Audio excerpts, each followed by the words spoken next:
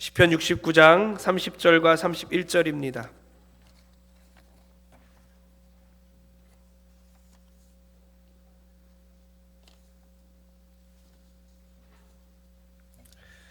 시편 69편 30절과 31절, 오늘은 찬양 시리즈 네 번째 시간입니다. 우리 마지막 찬양 시리즈입니다.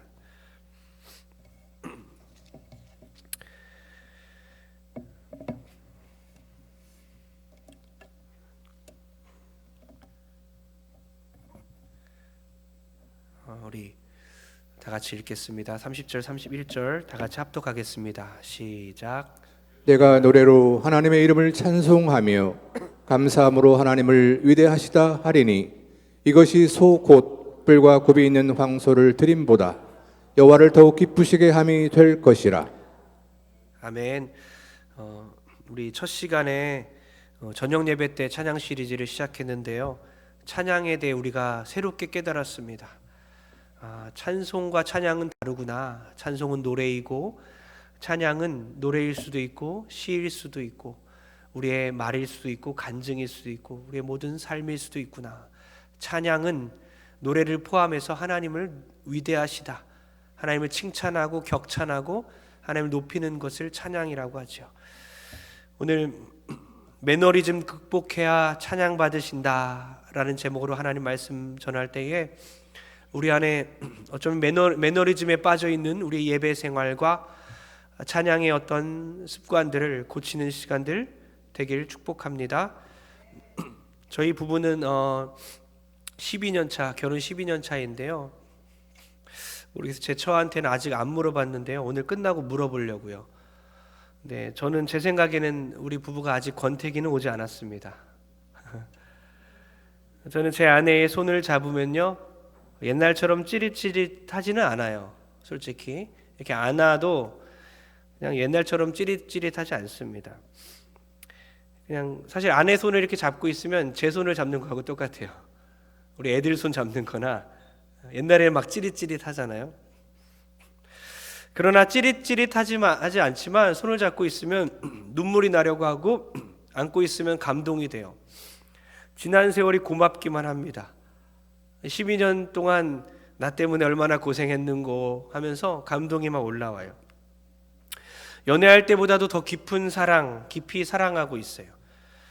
여러분, 갑자기 제가 뜬금없이 사랑 고백을 했는데요. 여러분은 하나님과의 연애는 어떻습니까? 전보다 더 사랑하십니까? 날이 갈수록 더욱 사랑하십니까? 여러분 한번 생각해 보세요. 옛날에 뜨겁게 하나님을 만났을 때가 그립나요?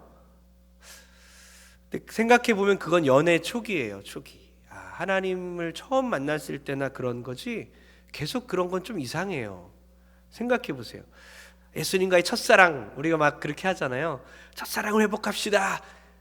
그럼 우리는 하나님을 사랑하지 않는 것인가? 사랑이란 뭘까?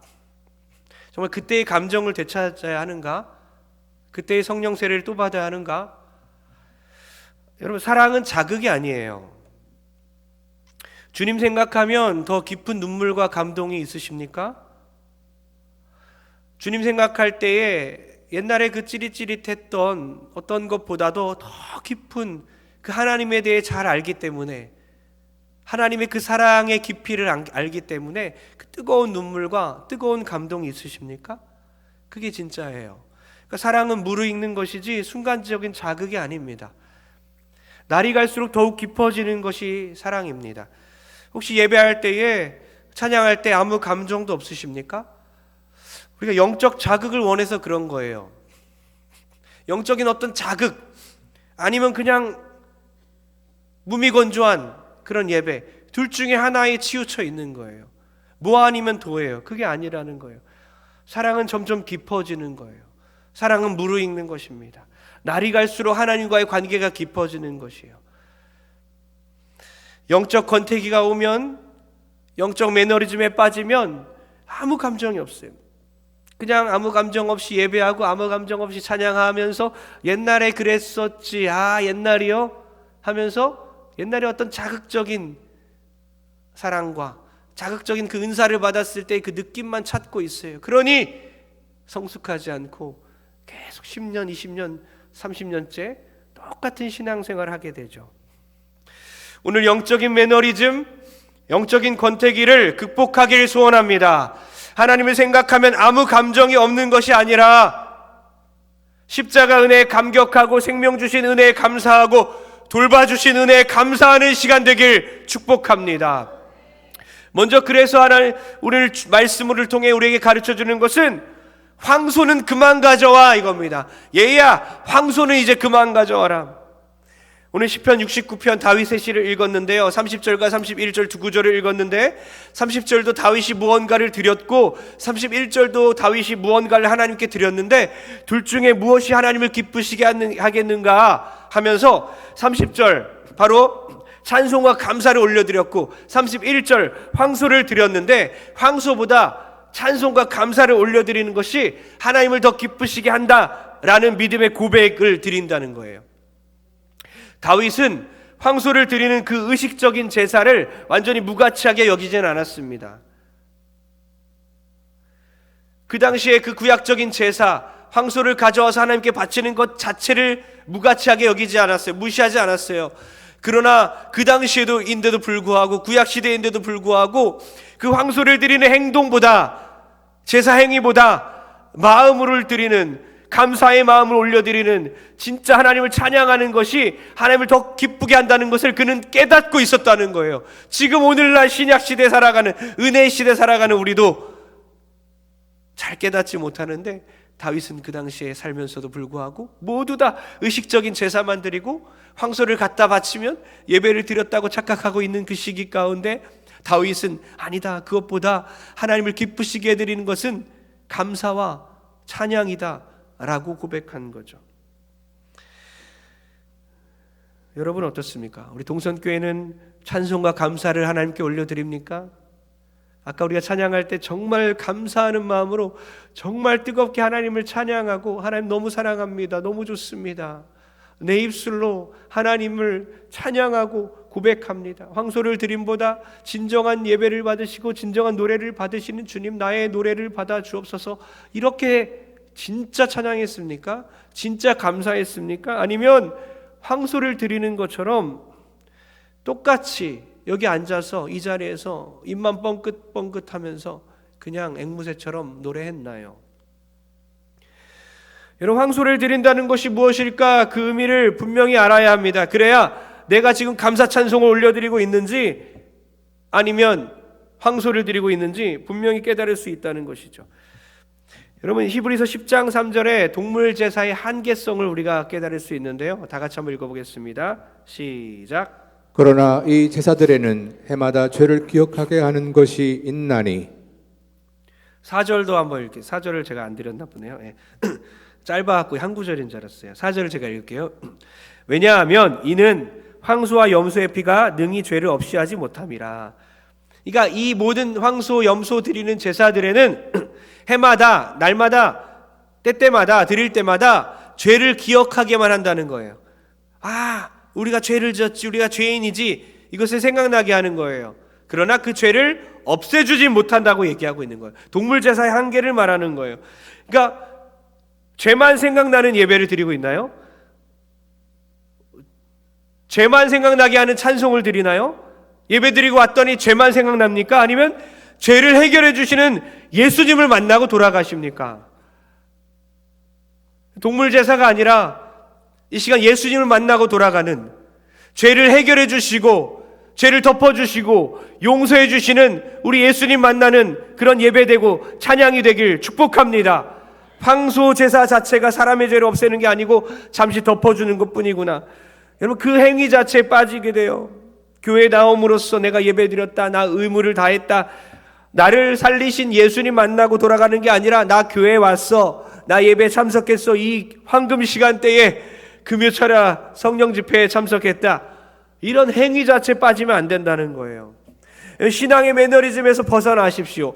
황소를 드리는 것을 멈춰야 합니다. 매너리즘이 뭡니까? 습관적으로 반복하는 것을 매너리즘이라고 해요. 이 신앙의 매너리즘, 찬양의 매너리즘, 반복적으로 똑같은 것을 하고 있는 거예요. 예배하고 찬양하다 보면 그래요, 딴 생각하고 있잖아요. 우리가 식기도할 때도 기도하고 저도 또 할 때가 있어요. 분명히 했는데 한 숟갈 먹고 또 하고 있어요. 야, 내가 기도했었나? 하나님 죄송합니다. 내가 그냥 아무 생각 없이 기도했네요. 그 습관인 거죠. 그 기도는 하나님 받으시지 않아요. 애들 아침에 제가 보내는 일만 합니다. 정말 사실입니다. 셋을 거의 집에 늦게 들어가고 제자훈련 시작했기 때문에 화목까지도 10시 넘어서 들어가는데 그냥 아침에 애들 아침 일찍 보내는 것만 제가 좀 해요. 그런데 애들이 둘을 놓고 기도를 해요. 기도를 하고 보내는데 생각해보니 기도의 내용이 맨날 똑같은 거예요. 세 문장 함께 해주세요. 도와주세요. 추운데 감기 걸리지 않게 해주세요. 뭐 한 세네 문장 똑같은 것만 하고 있는 거예요. 야, 기도의 매너리즘에 제가 빠진 겁니다. 깜짝 놀라면서 다시 할 때도 있고요. 그냥 애들 너네 가면서 너네끼리 기도해. 얘네들끼리 기도하는 게 훨씬 솔직할 수가 있어요. 아빠 기도보다. 밤에 잘 때 애들 기도해주고, 그러니까 기도를 계속 해주다 보니까 똑같은 기도, 반복되는 기도.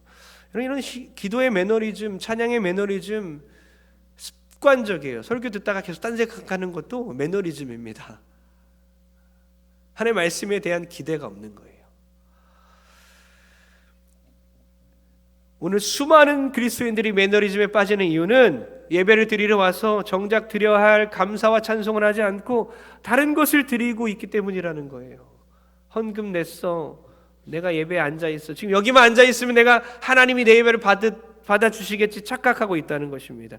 여러분, 황소를 드리러 왔습니까? 아니면 정말로 하나님께 감사 찬송 드리러 오셨습니까? 31절을 읽겠습니다. 황소에 대한 자세한 얘기죠. 다 같이 읽겠습니다. 시작. 이것이 소 곧 뿔과 굽이 있는 황소를 드림보다 여호와를 더욱 기쁘시게 함이 될 것이라. 아멘. 아까 그 감사와 찬송이 소 곧 뿔과 굽이 있는 황소를 드리는 것보다 하나님을 여호와를 더 기쁘게 할 것이라 라고 말하는 거예요. 근데 지금 적혀 있죠? 소 곧 뿔과 굽이 있는. 뿔은 뭐냐면 나이를 상징합니다. 나이를 상징하는 거예요.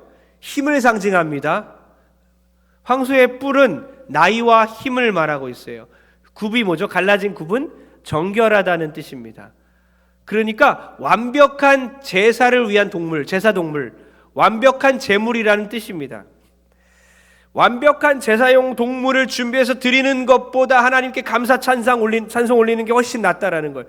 그러니까 바꿔서 말해서 오늘날 적용한다면 완벽한 찬양 콘티, 완벽한 음향, 완벽한 악기 연주, 그것을 하나님이 받으신다는 것이 아니라 매일매일 음향 탓하고 리더 콘티 탓하고 방송 장비 탓하고 그것들이 완벽해지면 더 좋은 황소를 드릴 수 있겠지만, 뿔은 더 멋있겠지만, 굽도 더 갈라져 있겠지만, 힘도 넘치는 황소를 잡아다가 주님께 바친다 한들 정말 하나님이 참으로 기뻐하실까?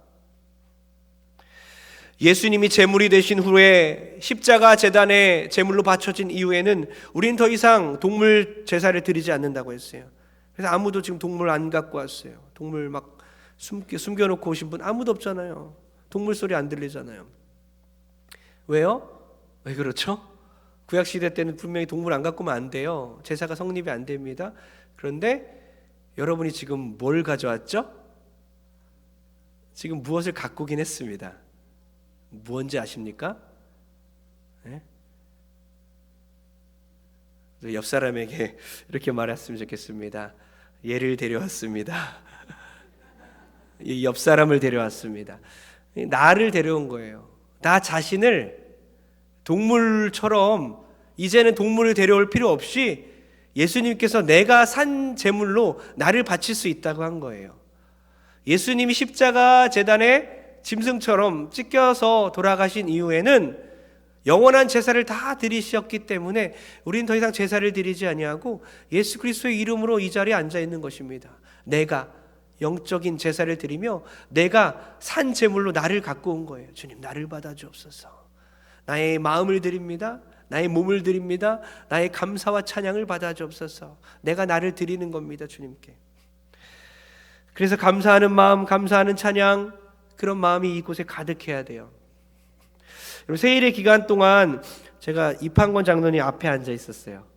한 10일 넘게 저기 앉아 있었 왔다 갔다 했는데요. 옆에서 찬양을 하는데 박수를 치는데 박자가 계속 틀리시는 거예요.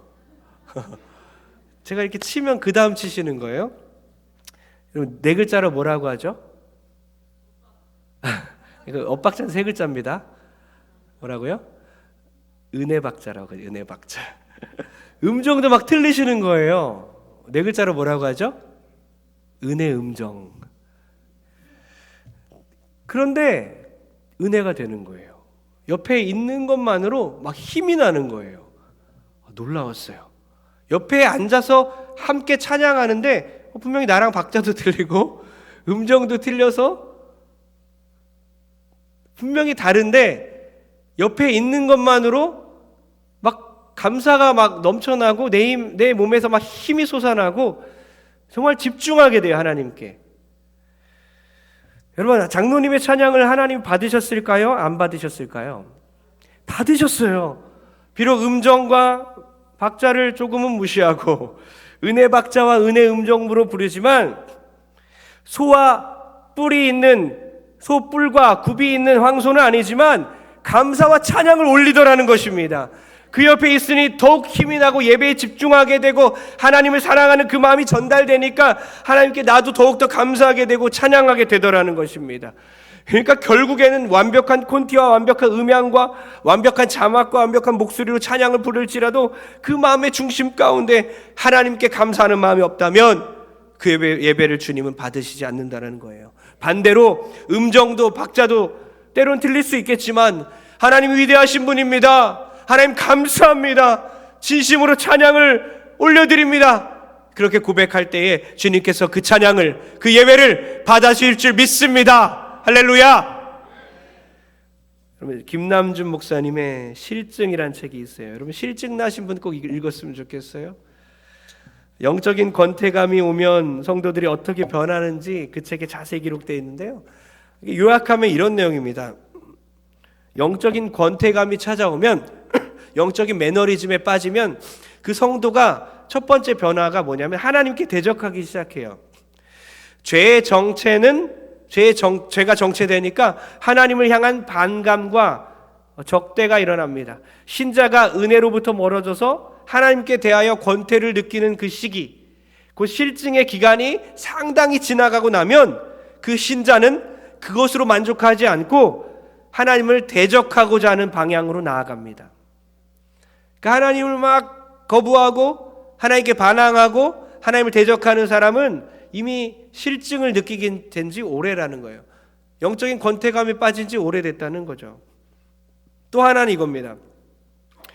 관계의 권태감은 의무의 권태감으로 변한다는 거예요. 그러니까 하나님과의 관계 가운데 실증을 느끼기 시작하면 교회에서 주어진 의무까지도 실증을 느낀다는 거예요. 하나님과의 관계가 깨졌어요. 무너졌어요. 하나님이 싫어요. 하나님을 못 믿겠어요. 의심하게 돼요. 그러면 이 거룩한 의무에 대한 권태감, 하나님이 주신 이 거룩한 의무에 대한 예배에 대한 권태감을 느끼는 거예요. 하나님이 주신 우리 직분에 대한 실증을 느끼는 거예요. 교회에서 맡은 모든 일들이 모두 의무로만 느껴지는 거예요. 하기 싫어지는 것입니다. 하나님께 대적하게 되고 의무의 권태감으로 이어지고, 세 번째는요, 말씀이 듣기 싫은 목소리가 돼요. 제 목소리가 좀 요즘에 듣기 싫어졌습니까? 권태감이 온 거예요. 하나님 말씀을 전하는 그 목회자의 목소리뿐만 아니라 하나님 말씀에 대해서 듣기 싫어지는 거예요. 하나님 말씀 내가 듣기 싫어. 하나님 말씀 싫다. 내가 원하는 말씀만 듣고 싶다. 이 세 가지가 왔을 때 이미 실증을 느끼고 있는 거예요. 영적으로 하나님께 실증을 느끼고 있고 영적 권태기에 빠졌다는 겁니다. 이 해결 방안이 있어요. 바로 아까 뭐라고요? 찬양과 감사를 해야 된다는 거예요. 오늘 예배 끝날 때까지 찬양하고 기도하고 감사하고 다시 한번 우리 가운데 하나님께서 회복시켜 주셔서 오늘 영적 권태기 오늘로 그만입니다. 영적인 실증, 영적인 매너리즘 오늘로 끝이 될 줄 믿습니다. 30절 읽겠습니다. 30절입니다. 시작. 내가 노래로 하나님의 이름을 찬송하며 감사함으로 하나님을 위대하시다 하리니. 아멘. 찬양과 감사를 올리는데 하나님의 이름을 찬양한대요. 하나님의 이름을, 여러분 그분의 이름을 오늘 찬양했나요? 여러분 에베네셀이 무슨 뜻이죠? 에베네셀 하나님, 에베네셀의 하나님 외우셔야 돼요. 지금까지 나를 도우셨다. 여기까지 나를 도우셨다. 지금까지 에베네셀 하나님, 그 에베네셀 하나님 함께 찬양했으면 좋겠어요. A 코드.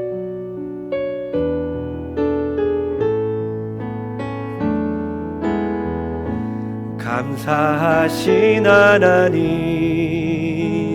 에베네셀 하나님, 에베네셀 하나님, 살아계신 하나님, 살아계신 하나님, 에베네셀 하나님, 에베네셀 하나님, 여기까지 인도하셨네. 감사하신 하나님, 여기까지 인도하셨네. 전심으로 살아계신 하나님, 감사하신 하나님, 에베네셀 하나님,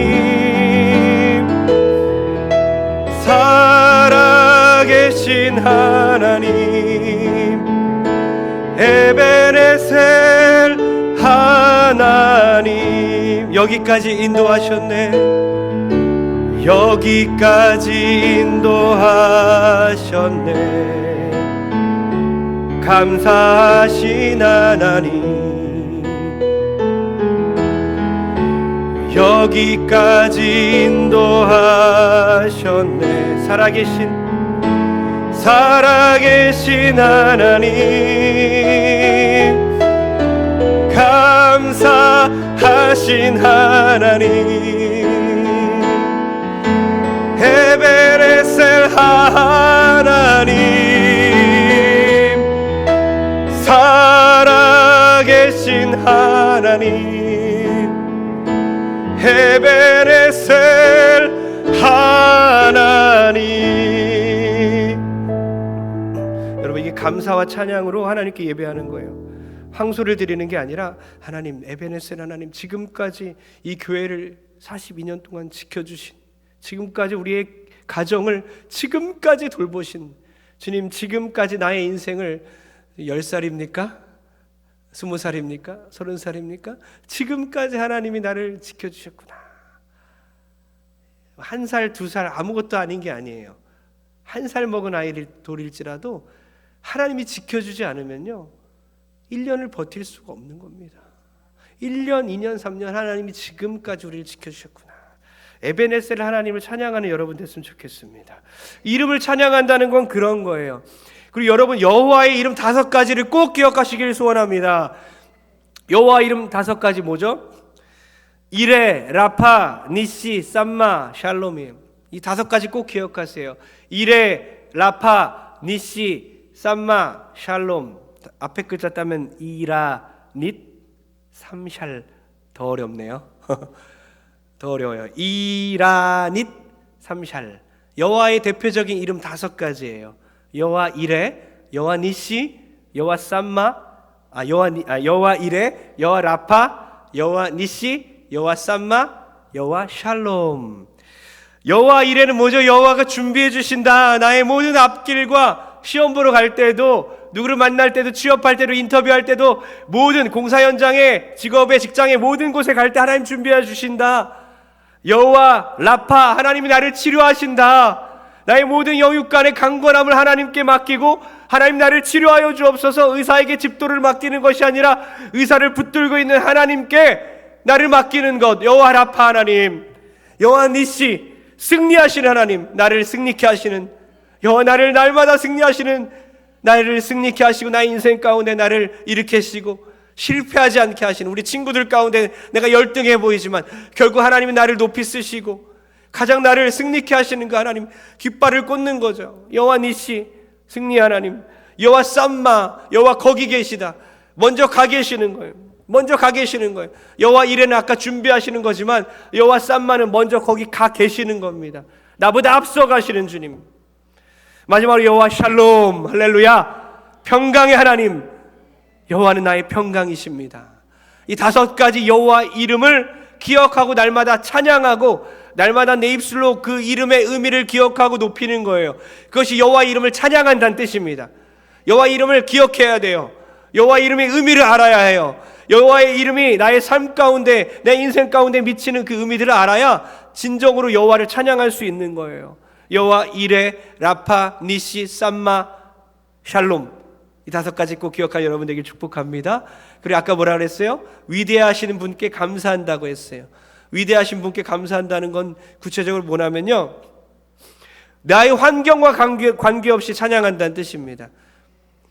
지금 시편 69장 30절과 31절만 읽었지만 1절 2절 보면요, 다윗이 어떤 상황인지 찬양할 수 없는 상태라고 기록되어 있습니다. 나를 구원해 주소서 외마디 비명을 1절부터 던집니다. 목숨이 위태로운 거예요. 물이 목까지 찼습니다. 이제 죽는 것입니다. 나 죽게 됐습니다. 나를 구원해 주세요. 1절에 그렇게 기록하고 있어요. 2절에 보니까 깊은 수렁에 빠졌습니다. 목까지 쉴 정도로 주님 살려주세요. 깊은 수렁에 빠졌습니다. 가족들이 자기를 외면해요. 사회적으로 배척당하고 있어요. 완전히 왕따예요, 왕따. 완전히 고립되어 있는 이 시인 다윗이 1절과 2절에 사람 살려달라고 고백하고 기도하고 있는 거예요.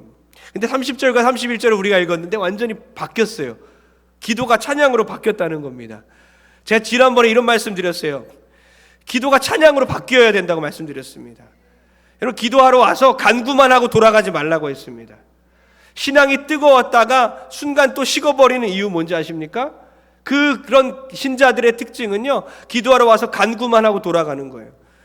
뭐 주세요, 해결해 주세요, 도와주세요, 간구만 하고 돌아가는 거예요. 그러니까 신앙이 안 자라는 거예요. 근데 왔을 때 감사하고 하나님께 찬양 올리면요, 신앙이 깊이 있게 성숙될 줄 믿습니다. 하나님이 위대하시다고 찬양하는 거예요. 여전히 아파요. 여전히 문제가 눈앞에 있습니다. 사방팔방 다 막혀 있어요. 하늘밖에 못 보겠어요. 하늘만 뚫려 있어요. 그 하늘을 바라보고 기도하는 것입니다. 그리고 찬양하는 것입니다. 교회의 역사에서 은혜로운 찬송은 늘 가장 어두운 시기에 만들어졌다고 하지요. 정말 위대한 그 찬양들, 아름다운 주옥 같은 그 가사들은요, 정말 어두운 시기에 만들어졌다니까요. 그 중에 대표적인 곡이 있어요. 스페포드란 변호사, 그냥 보통 교회 집사님이에요. 아주 부자예요. 부유한 그런 변호사입니다. 그 사람이 1871년도에 시카고 대화재가 났어요. 막 불이 났어요. 시카고에 10만 명이 넘게 이재민이 났습니다. 집을 다 잃어버렸어요. 그리고 300명 정도가 목숨을 잃었습니다. 그때 그 스페포드의 모든 재산이 다 날아가 버렸어요. 불에 다 타버렸어요. 잿더미가 돼버렸습니다. 그런데 엎친 데 덮친 경우로 사실 1년 전에 열병으로 4살짜리 아들이 죽었거든요. 4살짜리 아들이 죽고 난 후에 1년 후에 그 화재 때문에 모든 재산이 날아가 버렸습니다. 너무 힘들고 마음도 지쳐 있어서 요양차 유럽으로 갔어요. 유럽 여행을 계획했습니다. 그래서 아내와 4명의 딸과 자신이 이제 유럽 여행을 가게 됐어요. 가서 무디 목사님을 또 보좌하는 분인데요. 무디 목사님의 집회에 참석해서 그 집회를 통해 은혜 받고 충전 받으려고 유럽 여행을 계획한 거예요. 근데 가야 되는데 자기 서류를 먼저 준비할 게 있어서 먼저 아내와 4명의 딸들을 먼저 보내버렸습니다. 근데 여객선을 타고 배를 타고 먼저 유럽으로 가다가 7일 정도 지났습니다. 영국에 거의 도착했는데 큰 범선과 부딪혀 버립니다. 그래서 226명이 죽고 87명만 구조된 사건이 있었습니다. 그는 계속 기다렸어요. 내 딸, 4명의 딸들과 아내는 어떻게 됐지? 나중에 전보 한 장이 딱 날라왔습니다. 아내로부터 온 글이에요. 나 혼자만 살아남았다. 나 혼자만 살아남았음. 이렇게 왔어요. 너무나 큰 충격을 받고 이제 아내를 만나러 그 스패포드는요 배를 타고 갔어요. 근데 가다가 선장이 이런 얘기를 하는 거예요. 여기 바로 밑에가 이곳이 사고가 난 곳이고 이 바로 밑에 226명의 시신이 가라앉았다. 그는 충격을 받고 울기 시작했어요. 4명의 딸들이 여기 다 가라앉았다는 소식을 듣고 울부짖기 시작했습니다. 바로 그곳이 사고 현장이기에 너무나 충격을 받고 밤새도록 절규했어요. 하나님 어떻게 그럴 수가 있습니까? 밤새도록 하나님께 울부짖기 시작했어요. 내 4명의 네 명의 딸들을 다 죽게 어떻게 그런 일을 나에게 일어날 수 있습니까? 절규하면서 밤새도록 울부짖고 있는데 순간 하나님께서 말씀이 떠오르게 했습니다. 어떤 말씀이냐? 너는 달려가서 그를 맞아 이르기를 너는 평안하냐? 내 남편이 평안하냐? 아이가 평안하냐? 하라 하였더니 여인이 대답하되 평안하다 하고 이 열왕기하 4장 26절 말씀을 그에게 주신 거예요. 그러면서 평강의 하나님이 순간 찾아오신 겁니다. 그래서 밤새도록 부르짖고 절규하고 하나님께 울부짖다가 평강의 하나님을 만났어요. 그가 펜을 들었습니다. 그때 받은 은혜를 기록했어요. 그래서 그때의 그 가사대로 이 위대한 찬양이 탄생되었습니다. A 코드 주세요. 다 같이 내 평강은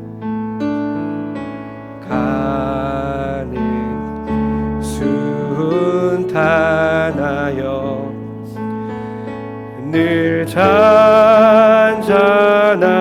강 같은지 큰 풍파로 무섭고 어렵든지 나의 영혼이 늘 편하다. 내 영혼 평안해. 내 영혼 평안해. 할렐루야. 하나님 우리의 마음에 평강을 주실 줄 믿습니다. 결론 내립니다. 여러분 영적 매너리즘 극복하시길 소원합니다. 어떤 상황 속에서도 하나님은 위대하시다 찬양해야 합니다. 어떤 상황 속에서도 하나님의 이름을 부르며 하나님을 찬양해야 합니다. 황소 그만 가져오시고 하나님 위대하시다 하나님의 이름을 찬양하는 여러분 되길 축복합니다. 예배를 드렸는데 기쁨이 없어요? 설교가 왜 안 들릴까요? 찬양을 드렸는데 마음이 즐겁지가 않아요? 왜 그렇습니까? 핑계 안 됐으면 좋겠습니다. 많은 청년들이 우리 청소년들이 오랫동안 부모님께 길들여져서 당연히 그냥 교회 와야 하는 것으로 알고 있어요. 이 당연함 속에 점점 지쳐가는 거예요. 이스라엘 백성들도 똑같았습니다. 당연히 하나님 앞에 나갈 때에 황소를 잡아왔습니다. 뿔이 있고 굽이 있는지 확인하고 정결한 것으로 참 정성입니다. 정성스럽게 드렸지만 그곳에 하나님을 향한 마음이 없었다는 것입니다. 하나님이 받으시는 그 찬양을 올리기 위해서는, 하나님을 기쁘시게 해드리기 위해서는 매너리즘 신앙, 매너리즘 찬양, 영적인 권태기 극복하는 여러분 되길 축복합니다. 여러분 남편이 꼬박꼬박 월급을 가져오고 그렇게 돈을 벌어다 주지만 왜 행복하지 않을까? 우리 가정은 왜 자녀가 삐뚤어질까? 월급만 가져오니까. 가정에 필요한 게 돈이 아닌데 사랑을 가져와야 하고 관심을 가져와야 하고 따뜻함과 자상함을 가져와야 하는데도 불구하고 계속해서 돈만 가져온다면 가정은 행복한 가정이 될 수 없다는 것입니다. 예배 10년차 성도, 20년차 성도, 30년째, 40년째 황소만 가지고 오고 있다면 하나님은 그 황소 받지 않으십니다. 헌금의 신앙 고백이 담겨 있고 찬양의 신앙 고백이 담겨 있고 기도가 전심으로 드려지고 말씀 드릴 때 하나님을 계속 생각하고 하나님을 사랑하는 마음으로 충만해질 때에 찬송과 감사가 흘러나올 때에 이 예배를 주님께서 받아주실 줄 믿습니다. 그럴 때에 신앙의 권태기가 끝나고 다시 한번 신앙의 허니문이 찾아와서 하나님을 너무나 사랑하고 하나님이 너무나 좋고 예배가 너무나 좋고 찬양이 너무나 좋고 행복한 것, 황소가 아니라 감사 찬송 올려드리는 우리 모든 성도되길 주의 이름으로 축원합니다. 할렐루야.